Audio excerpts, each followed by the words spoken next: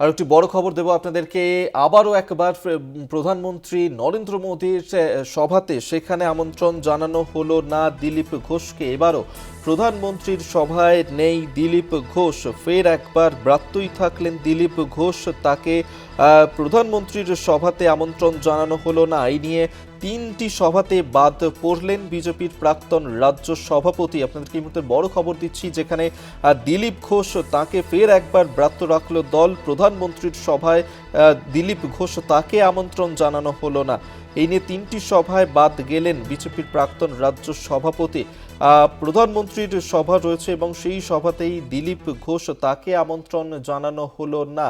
এবং এই নিয়ে একাধিকবার দিলীপ ঘোষ তিনি ব্রাত্যই থেকে গেলেন। এর আগেও আমরা দেখেছি, যখন এ রাজ্যে এসেছিলেন, এ রাজ্যে সভা করেছিলেন প্রধানমন্ত্রী নরেন্দ্র মোদী, সেই সময় কিন্তু দিলীপ ঘোষ তাকে আমন্ত্রণ জানানো হয়নি। ফের একবার যখন প্রধানমন্ত্রী নরেন্দ্র মোদী তিনি আসতে চলেছেন এই রাজ্যে এবং সেখানে সভাও করবেন প্রধানমন্ত্রী, কিন্তু সেই সভাতে উপস্থিত থাকবেন না দিলীপ ঘোষ। দিলীপ ঘোষকে প্রধানমন্ত্রীর সভাতে আমন্ত্রণ জানানো হলো না।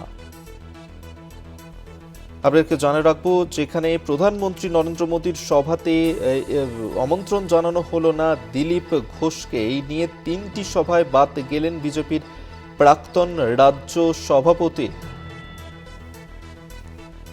প্রধানমন্ত্রী নরেন্দ্র মোদীর সভা রয়েছে এবং সেই সভাতে দিলীপ ঘোষ তাকে আমন্ত্রণ জানানো হলো না। ফের একবার দলের তরফ থেকে ব্রাত্যই থেকে গেলেন দিলীপ ঘোষ।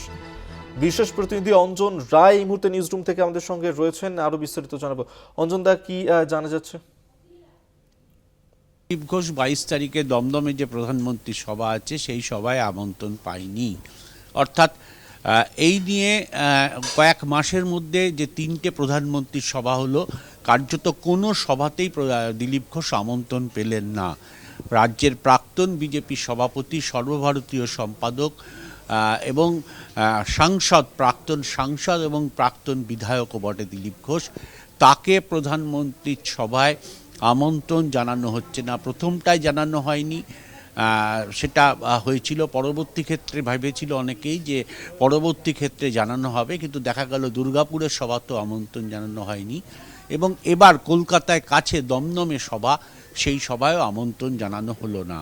আমরা দিলীপ ঘোষের সঙ্গে যোগাযোগ করেছিলাম, তিনি পরিষ্কার জানিয়েছেন যে এখনও পর্যন্ত কোনো আমন্ত্রণ তার কাছে আসেনি, হয়তো আসবেও না। ফলে তিনি ওই দিন কলকাতার বাইরে থাকছেন, সংগঠনের অন্য কাজে তিনি ব্যস্ত থাকবেন। ফলে দলকে কার্যত কিছুটা অস্বস্তিকর অবস্থার মধ্যে যাতে পড়তে না হয়, তার জন্যই বোধহয় দিলীপ ঘোষ ওই দিন বাইরে অন্য জেলায় কর্মসূচি নিয়েছেন। অর্থাৎ বলতে পারেন যে তিনি অন্য কর্মসূচিতে ব্যস্ত ছিলেন কার্যত। কিন্তু এইটা পরিষ্কার যে দিলীপ ঘোষকে এবারও দমদমের প্রধানমন্ত্রীর সভায় ডাকা হচ্ছে না। বিজেপি কর্মীদের প্রশ্ন, দিলীপপন্থী বিজেপি কর্মীরা যারা আছেন, যে এই নিষেধাজ্ঞা কেন এবং এই নিষেধাজ্ঞা কবে উঠবে? নতুন সভাপতি এসছেন, তার কাছেই তাদের এই প্রশ্ন এবং তারা জানতে চাইছেন যে কেন দিলীপ ঘোষের ওপর এই ধরনের বাধা রাখা হয়েছে। নতুন সভাপতির এক্ষেত্রে কী ভূমিকা, সেটাও তারা জানতে চাইছেন। জেলা কমিটি বিজেপির গতকাল প্রকাশিত হয়ে গেছে, এইবার রাজ্য কমিটির প্রকাশ হবে হয়তো আর কয়েকদিনের মধ্যে।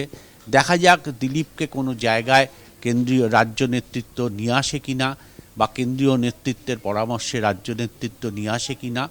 কিন্তু দিলীপপন্থী বিজেপি কর্মীদের কিন্তু ক্রমশ একটা চাপা গুঞ্জন উঠতে শুরু করছে, ক্ষোভ উঠতে শুরু করছে যে কেন বারবার প্রধানমন্ত্রীর সভায় দিলীপ ঘোষের মতন প্রাক্তন রাজ্য সভাপতিকে ডাকা হবে না।